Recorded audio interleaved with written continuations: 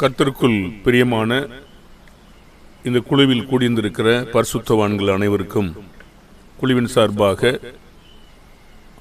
முதலாவது இந்த காலையிலே வாழ்த்துக்களை கிறிஸ்து இயேசுவின் நாமத்தில் தெரிவித்துக் கொள்கிறோம்.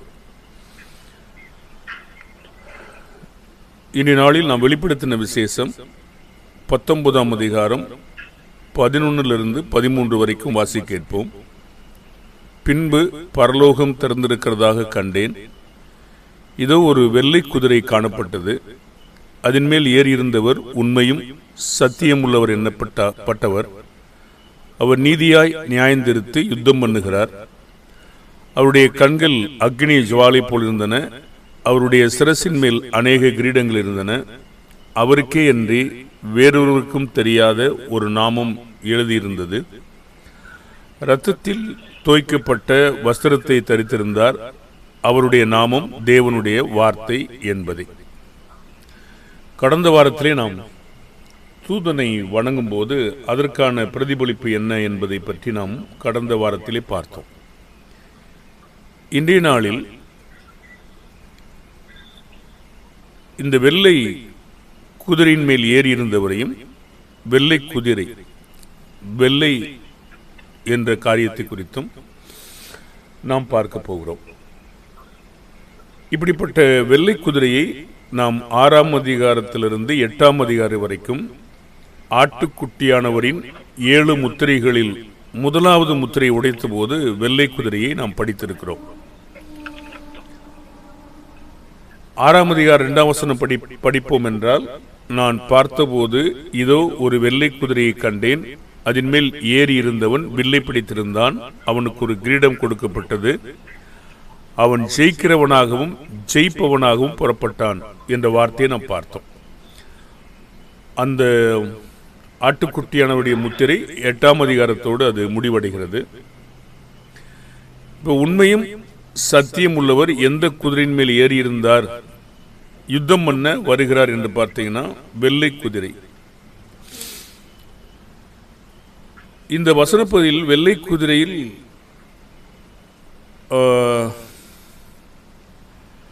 வசனம் 11 பரலோகம் திறந்திருக்கிறதாகவும் வெள்ளை குதிரையை காண்கிறான். வெள்ளை குதிரையின் மேல் ஏறியிருப்பவர் பற்றிய விவரிப்பு என்னவென்றால், அது இயேசுவுக்கு பொருந்துகிறதாக இருக்கிறது. ஏன் அது இயேசுவுக்கு பொருந்துகிறதாக அப்படி புரிந்து கொள்கிறோம் என்றால், 19ஆம் அதிகாரம் 13ஆம் வசனத்திலே இரத்தத்தில் தோய்க்கப்பட்ட வஸ்திரத்தை தரித்திருந்தார். அவருடைய நாமம் தேவனுடைய வார்த்தை என்பதே. இதுக்காக நாம் அதை இயேசுவை புரிந்து கொள்கிறோம். நாம் யோவான் 1ஆம் அதிகாரம் 1ஆம் வசனத்திலே நாம் அந்த வார்த்தை பற்றி படிக்கிறோம். 14ஆம் வசனத்திலே யோவான் 1:14 அந்த வார்த்தை யார் என்ற விவரிப்பை நாம் அங்கே படிக்கிறோம். அந்த வார்த்தை மாம்சமாகி கிருபையினாலும் சத்தியத்தினாலும் நிறைந்தவராய் நமக்குள்ளே வாசம் பண்ணினார். அவருடைய மகிமையை கண்டோம். அது பிதாவுக்கு ஒரே பேரானவருடைய மகிமைக்கு ஏற்ற மகிமையாகவே இருந்தது. அதாவது அவர் பெற்ற இந்த மகிமை ஒரே பேரான அவருக்கு ஏற்ற மகிமையாக இருந்ததாக நாம் அந்த வசனத்திலே வாசிக்கிறோம். 1 யோவான் நிருபத்தில் அது ஜீவ வார்த்தை என்று சொல்லப்படுகிறது. ஆதி முதல் இருந்ததும் நாங்கள் கேட்டதும் எங்கள் கண்களினால் கண்டதும் நாங்கள் நோக்கி பார்த்ததும் எங்கள் கைகளினாலே தொட்டதுமாயிருக்கிற ஜீவ வார்த்தை குறித்து அறிவிக்கிறோம். இப்போ இந்த வார்த்தை யார் என்று நமக்கு தெரிந்தது. இன்றைக்கு அவர் அந்த வெள்ளை குதிரை மேலே ஏறி வருகிறதை நாம் பார்க்கிறோம். அது கிறிஸ்து என்று நாம் பார்க்கிறோம். அப்ப வெள்ளை நிறம் வெளிப்படுத்தின விசேஷத்தில் எதை அடையாளப்படுத்துகிறது? அடிக்கடி நாம் இந்த வெள்ளையை பற்றி நாம் பார்க்கிறோம். பரிசுத்தத்திற்கு அடையாளமாக, வெற்றிக்கு அடையாளமாக சில நேரங்களில் பல நேரங்களில் பயன்படுத்தப்பட்டுள்ளதை நாம் பார்க்கிறோம். பரிசுத்தம் என்றால் என்ன அப்படின்னு பார்த்தீங்கன்னா, தேவனுக்காக உலகத்திலிருந்து பிரித்தெடுக்கப்படுவது. நாம் 2 கொரிந்தியர் 6:17 பார்த்தோம்னா, நீங்கள் அவர்கள் நடுவில் இருந்து புறப்பட்டு பிரிந்து போய் அசுத்தமானதை தொடாதிருங்கள். அதாவது மேலே படிப்போம்னா எங்கிருந்து எதிலிருந்து பிரிக்கப்படணும். அதை முடிக்கும் போது 2 கொரிந்தியர் 7:1 சொல்றாரு, இப்படிப்பட்ட வாக்குத்தத்தங்கள் நமக்கு உண்டாயிருக்கிறபடியினால் பிரியமானவர்களே, மாம்சத்திலும் ஆவியிலும் உண்டான எல்லா அசூசியும் நீங்க நம்மை சுத்திகரித்துக் கொண்டு பரிசுத்தமாக்குதலை தேவ பயத்தோட பூர்ணப்படுத்த கடவுள். அப்ப இயேசுவானவர் நம்மை மீட்பதற்காகவும் பிதாவினுடைய முழு சித்தத்தை செய்வதற்காக அவர் பிரித்தெடுக்கப்பட்டவராக இருக்கிறார். பரிசுத்தம் என்பது, அப்ப வெள்ளை நிறம் என்பது பரிசுத்தத்திற்கு ஒரு அடையாளமாக இங்கே பேசப்படுவதை நாம் பார்க்க முடியும். சர்தை சபையில் உள்ளவர்களுக்கு ஏன் வெண்வஸ்திரம் கொடுக்கப்பட்டது என்று கேட்டீங்கன்னா, வெளிப்படுத்தல் 3ஆம் அதிகாரம் 4ஆம் வசனத்திலே, ஆனாலும் தங்கள் வஸ்திரங்களை அசுசியப்படுத்தாத சில பேர் சர்தையிலும் உனக்கு உண்டு, அவர்கள் பாத்திரவான்களானபடியால் வெண்வஸ்திரம் தரித்து என்னோடு கூட நடப்பார்கள். அப்போ அவங்களுக்கே இந்த வெண்வஸ்திரம் கொடுக்கப்பட்டது. அப்போ அந்த வெண்வஸ்திரம் நம்ம என்ன பார்க்கிறோம்னா, பரிசுத்தமாக பிரித்தெடுக்கப்பட்டவர்களாக நம்ம பார்க்கிறோம். அப்ப ஏன் அவங்களுக்கு கொடுக்கப்பட்டதுன்னு கேட்டீங்கன்னா, வஸ்திரங்களை அசுசியப்படுத்தல, அவர்கள் தகுதியானவர்களாக, அதாவது பாத்திரவான்களாக இருக்கிறபடினாலே இந்த வெண்வஸ்திரத்தை அவர்கள் தரிக்கப்பட்டு இருக்கிறது. அப்போ இவர்கள் எதன் மேல் வெற்றி கொள்ள வேண்டும்? யாருக்கு வெண்வஸ்திரம் தரிக்கப்படும் என்றால், 3ஆம் அதிகாரம் 5ஆம் வசனத்திலே, ஜெயம் கொள்ளுகிறவன் எவனோ அவனுக்கு வெண்வஸ்திரம் தரிப்பிக்கப்படும். ஜீவ புஸ்தகத்திலிருந்து அவருடைய நாமம் கிறுக்கி போடாமல் பிதாவுக்கு முன்பாக அவருடைய தூதர் முன்பாக நாமத்தை அறிக்கையிடுவேன்னு சொல்றாரு. இப்ப ஜெயம் கொள்ளுதல் அப்படின்னா எதன் மேல ஜெயம் கொள்ளுதல்? பாவத்தின் மேலே நமக்கு வருகிற எல்லா போராட்டத்திலும் தேவனுக்காக நாம் சாத்தானை ஜெயித்து வெற்றி பெறக்கூடிய அந்த நிலைதான் ஜெயங்கொள்ளுதல். இவர்களுக்குத்தான் வெண்வஸ்திரம் இருக்கும். அப்ப இந்த வெண்வஸ்திரம் பரிசுத்தமாக வாழ்கிற வாழ்க்கையை அது குறிக்கிறதாக இருக்கிறது. பரிசுத்தமான நீதிகளை குறிக்கிறதாகவும் இருக்கிறது. அப்போ பாவத்தின் மேலே வெற்றி பெறணும். எந்த சூழ்நிலையில ஜெயித்திருக்காங்கன்னு பார்த்தீங்கன்னா, வெளிப்படுத்தல் 12ஆம் அதிகாரம் 11ஆம் வசனத்தில், மரணம் நேரிடுகிறதா இருந்தாலும் அதற்கு தப்பும்படி தங்கள் ஜீவனையும் பாராமல் ஆட்டுக்குட்டியின் இரத்தத்தினாலும் தங்கள் சாட்சியின் வசனத்தினாலும் அவனை ஜெயித்தார்கள். நான் 12ஆம் அதிகாரம் படிக்கும் பொழுது ஒரு ஸ்திரீ, சர்ப்பம், ஆண் பிள்ளை, இதை பற்றி நம்ம படிச்சிருக்கிறோம். அப்போ இது தேவனுடைய பிள்ளைகளுக்கு வரக்கூடிய போராட்டங்களிலே அவர்கள் பாவத்தின் மேல் வெற்றி பெற்றவர்களாக இருக்கிறார்கள். அப்போ மரணம் நேரிடுகிறதா இருந்தாலும் அதற்கு தப்பும்படி தங்களுடைய ஜீவனையும் பாராமல் ஆட்டுக்குட்டியின் இரத்தத்தினாலும் தங்கள் சாட்சியின் வசனத்தினாலும் அவனை ஜெயித்தார்கள். அப்ப இப்படி ஜெயிக்கும் பொழுதுதான் அங்கே வெண்வஸ்திரம் இருக்கும், வெள்ளை, அதாவது பிரித்தெடுக்கப்படுதல். சரி, ஜெயித்து விட்டோம், கிரியெல்லாம் முடித்து விட்டோம் அப்பா என்று சொல்லி பெரிய மூச்சு விட்டுட்டு நமக்கு முடிஞ்சு போச்சு அப்படின்னு இருக்க முடியுமா? அதுவும் முடியாதுன்றார். என்ன முடியாதுன்னா, வெளிப்படுத்தல் 2ஆம் அதிகாரம் 10ஆம் வசனத்திலே, நீ படப்போகிற பாடுகளை குறித்து எவ்வளவும் பயப்படாதே, இதோ நீங்கள் சோதிக்கப்படும் பொருட்டாக பிசாசானவன் உங்களில் சிலரை காவலில் போடுவான், 10 நாள் உபத்திரப்படுவீர்கள், ஆகிலும் நீ மரண பரியந்தம் உண்மையாயிரு, அப்பொழுதுதான் ஜீவகிடத்தை உனக்கு தருவேன்றார். அப்போ நம்ம ஜெயித்தாச்சு அப்படின்றதாக இருந்துட முடியாது. மரண பரியந்தம் வரைக்கும் நம்ம வேலை செய்யணும். மரண பரியந்தம் ஏன் வேலை செய்யணும்னா, நம்முடைய கிரீடத்தை எடுத்துக்கொள்வதற்கும் வாய்ப்பு இருக்கிறது. யார் எடுப்பாங்க பாருங்க, 2 தீமோத்தேயு 4:7 சொல்றாரு, நல்ல போராட்டத்தை போராடினேன், ஓட்டத்தை முடித்தேன், விசுவாசத்தை காத்துக்கொண்டேன். நல்லது. ஆனா பிலதெல்பியா சபைக்கு என்ன சொல்லப்பட்டதுன்னு பார்ப்போம்னா, 3ஆம் அதிகாரம் 11ஆம் வசனத்திலே, இதோ சீக்கிரமாய் வருகிறேன், ஒருவனும் உன் கிரீடத்தை எடுத்துக்கொள்ளாதபடி உனக்குள்ளதை பற்றி கொண்டிரு. அப்ப நம்ம முடிச்சாச்சு அப்படின்னு நினைச்சிட முடியாது. கவனமா அதை பற்றி இன்னும் பாதுகாப்பா நம்ம கடைபிடிக்க வேண்டிய ஜாக்கிரதையா இருக்க வேண்டிய அவசியம் இருக்கு. இப்போ எப்படி அதெல்லாம் பற்றிக்கொள்ள இயலும், இன்னொருத்தர் எப்படி எடுத்துட முடியும், ஏன் ஜாக்கிரதையா பிடிச்சுக்கணும்னு கேட்டீங்கன்னா, நம்ம வஞ்சிக்க இடம் கொடுக்கும் போது ஏமாந்து போயிடும். நித்திரை செஞ்சிட்டோம்னா களைகளை வச்சு விட்டு போயிடுவான். பாருங்க, இப்போ இங்கே வெளிப்படுத்தல் 2:20 பார்த்தீங்கன்னா, ஆகிலும் உன் பேரில் எனக்கு குறை உண்டு, என்னவெனில் தன்னை தீர்க்கதரிசி என்று சொல்லுகிற எசபேல் என்னும் தீர்க்கதரிசியானவள் என்னுடைய ஊழியக்காரர் பேசித்தனம் பண்ணவும் விக்கிரகங்களுக்கு படைக்கப்பட்டதை புசிக்கவும் அவர்களுக்கு போதித்து அவர்களை வஞ்சிக்கும்படி நீ அவளுக்கு இடம் கொடுக்கிறாய் என்று ஒரு வார்த்தை இருக்கு இல்லையா? இப்போ நம்ம இடம் கொடுக்கும் பொழுது சாத்தானமுலே அந்த கிரீடம் போயிடும், எடுத்துக்கொண்டுருவாங்க. ஒருவனும் உன் கிரீடத்தை எடுத்துக்கொள்ளாதபடி உனக்குள்ளதை பற்றி கொண்டரு. எப்படி எடுக்க இயலும்னா நம்ம இடம் கொடுத்தா முடிஞ்சிடும். அப்ப எப்பவுமே நம்ம சோர்ந்து பெறக்கூடாது. மரண பரியந்த இருந்தா மட்டும்தான் அந்த வெண் வஸ்திரத்தை நம்ம காத்துக்கொள்ள முடியும், இல்லைன்னா பறிக்கப்பட்டு போயிடும். இப்போ வெண் வஸ்திரம் இருந்தாதான் கிரீடம் கிடைக்கும், உண்மையா இருந்தாதான் வெண் வஸ்திரம் கொடுக்கப்படும். அப்ப இந்த விதமாக பிரித்தெடுக்கப்பட்ட நிலையை நாம் காத்துக்கொள்ளாவிட்டால் நாம் ஏமாற்றப்படுவோம்.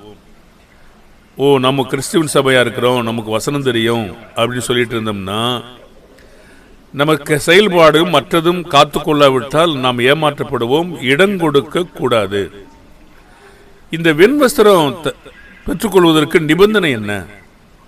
அதே 3:12 படிச்சோம். ஜெயம் கொல்லணும். யார் பாக்கியவான்? யாக்கோபு 1:12 சொல்றாரு, சோதனையை சகிக்கிற மனிதன் பாக்கியவான், அவன் உத்தமன் என்று விளங்கின பின்பு கர்த்தர் தம்மிடத்தில் அன்பு கூறுகிறவர்களுக்கு வாக்குத்தத்தம் பண்ணின ஜீவனிடத்தை பெறுவான். அப்ப சோதனையை சகிக்கணும். பலவிதமான சோதனை இருக்கும். உத்தமன் அதாவது பரிபூரணமாக விளங்கின பின்பு. நம்ம யோபு புஸ்தகம் படிக்கிறோம். யோபு புஸ்தகம் படிக்கும் போது முதல் பகுதியிலே பார்த்தீங்கன்னா, தேவ பக்தி உள்ளவன், உத்தமன், நீதிமான், சன்மார்க்கன், பொல்லாப்புக்கு உலகிறவன் எல்லாம் இருக்கு. ஆனா அடுத்து யோபு சொல்றாரு, சோதித்த பின் பொன்னாக விளங்குவேன்னு சொல்றாரு. அவர் ஏற்கனவே இவ்வளவு வளர்ந்திருக்காரு, அப்புறம் என்னத்துக்கு பொன்னா விளங்கணும்? என்ன இருக்கு அவற்ற?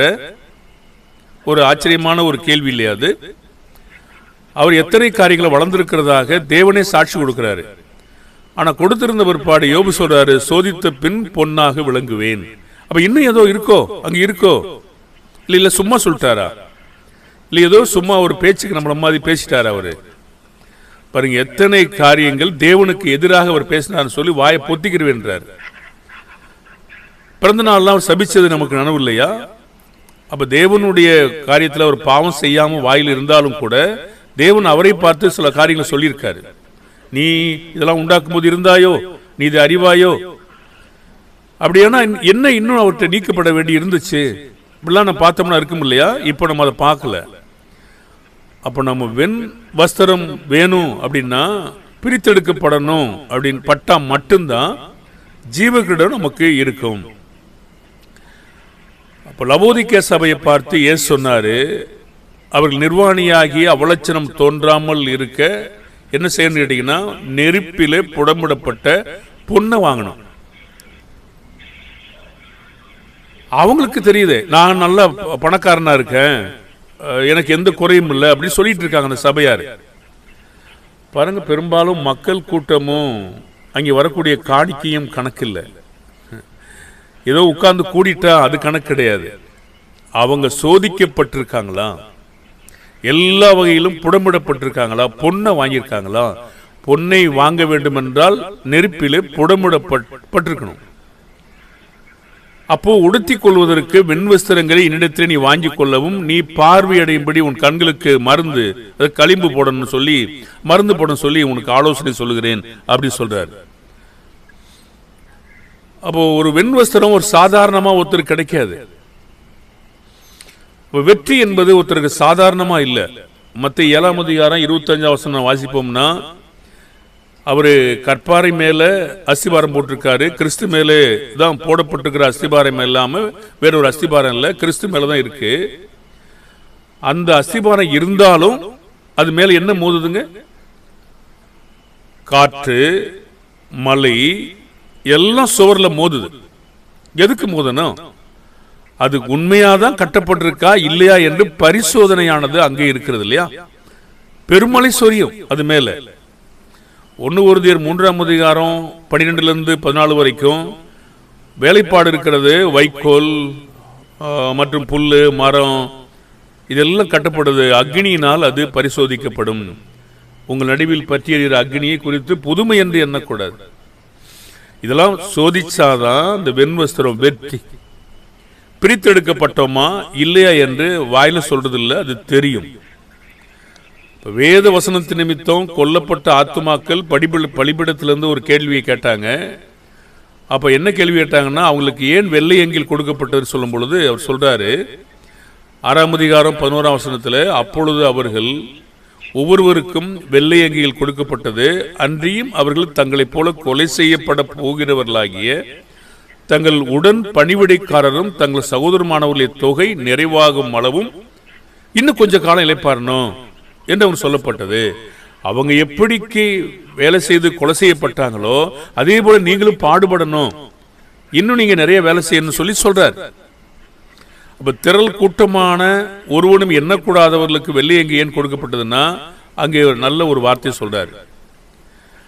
அப்போ அந்த ஆட்டுக்குட்டியானவுக்கு முன்பாக நிற்கிறாங்க. 9ஆம் வசனத்தில் வெளிப்படுத்தல் 9 குருத்தோலைகளை பிடித்து கொண்டு சிங்காசனத்திற்கு முன்பாக ஆட்டுக்குட்டியானவுக்கு முன்பாக நிற்கிறாங்க. 13ஆம் வசனத்தில் 7ஆம் அதிகாரம் 13ஆம் வசனத்தில் மூப்பரில் ஒருவன் என்னை நோக்கி வெள்ளை அங்கிகள் தரித்திருக்கிற இவர்கள் யார், எங்கிருந்து வந்தாங்க என்று கேட்டான். அதற்கு சொல்றாரு, நான் ஆண்டவனே அது உமக்கே தெரியும் என்றேன். அப்பொழுது அவன், இவர்கள் மிகுந்த உபத்திரவத்திலிருந்து வந்தவர்கள், இவர்கள் தங்கள் அங்கிகளை ஆட்டுக்குட்டியானுடைய ரத்தத்தில் தோய்த்து வெளுத்தவர்கள்.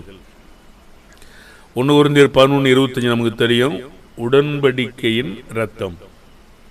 மத்த 26:27 சொல்றது ரத்தத்தினாலாகிய புதிய உடன்படிக்கையின் ரத்தம். எப்படி வெளுக்க முடியும் அப்படி தெரியுது இல்லையா? இதை கை கொள்ளும் போது நாம் பிரித்தெடுக்கப்படுவோம். சில சமயங்களில் அது மெல்லிய வஸ்திரம், வெண்மை என்று கூட சொல்லப்படுது. மணவாளனுக்காக பிரித்தெடுக்கப்படணும். வெளிப்படுத்தல் 19:7-8 சந்தோஷப்பட்டு களி கூறுவோம். ஆட்டுக்குட்டியானுடைய கல்யாணம் வந்துச்சு, மனைவி ஆயத்தம் பண்ணிட்டா, சுத்தமும் பிரகாசமான மெல்லிய வஸ்திரம் தரித்துக் கொள்ளும்படி அளிக்கப்பட்டது. 19ஆம் அதிகாரம் 14ஆம் வசனம் படிப்பீங்கன்னா, பரலோகத்தில் உள்ள சேனைகள் வெண்மையும் சுத்தமுமான மெல்லிய வஸ்திரம் தரித்தவர்களாய் வெள்ளை குதிரை மேலே ஏறி அவருக்கு பின் சென்றார்கள். சிலங்களை இப்படி கூட அது பொருத்தப்படுகிறது. பூமிக்குரிய வகையில இந்த நாமகரண கூட்டத்தார் வெள்ளை வஸ்திரத்தை போட்டிருக்காங்க இல்லையா? அவங்க என்ன வசனத்தை காட்டுறாங்க? பொதுவாக பிரசங்கி 9ஆம் அதிகாரம் 8ஆம் வசனம் படிப்போம்னா, உன் வஸ்திரங்கள் எப்பொழுதும் வெள்ளையாயும் உன் தலைக்கு எண்ணெய் குறையாததாயும் இருப்பதாக, இது போன்ற சில கடன்களை காட்டிட்டு தான் அவங்க வெள்ளையா பூமிக்குரிய காரியத்தை காட்டுறாங்க. பாருங்க, பூமிக்குரிய வஸ்திரம் இன்றைக்கு ஆவிக்குரிய வகையில் என்ன நமக்கு அர்த்தம் கொடுக்கும்? ஆவிக்குரிய ஒரு வெண்மை என்பது வெற்றியும் பிரித்தெடுக்கப்பட்டதும். பாருங்க, வெள்ளை குதிரை இது போன்ற ஒரு காட்சியை நாம பார்த்தோம். இப்போ இதுல இருந்து நம்ம என்ன கற்றுக்கொள்கிறோம் என்று கேட்டீங்கன்னா, நாம் வெண்வஸ்திரத்திற்கு பாத்திரவான்களாய் நடந்து கொண்டிருக்கிறோமா? அதாவது நம்முடைய விசுவாசத்தை காத்துக்கொள்ள ஜாக்கிரதையா இருக்கிறோமா? நம்முடைய ஆண்டவராகிய இயேசு வார்த்தையாக இருக்கிறார். அவரை நாம் பாவத்தின் மேல் வெற்றி பெற, அவர் வெற்றி பெற்றது போல நாம் வெற்றி பெறுவதற்கு பலப்படுத்தும்படி நாம் எப்பொழுது வேண்டிக் கொள்கிறோமா? நாம் ஒரு நாளில் மட்டுமல்ல, எப்பொழுதும் மரண பரியந்தம் உண்மையாய் நடந்து போராடி விசுவாசத்தை காத்துக் கொள்கிறோமா? இதுதான் நம்முடைய எதிர்பார்க்கிற கருத்து. அப்ப இன்றைக்கு நாம் பார்த்த பகுதியானது ஒரு வெள்ளை குதிரை. அந்த வெள்ளை குதிரையானது வெற்றி பெறக்கூடிய வார்த்தையானவர் இருக்கிறார்.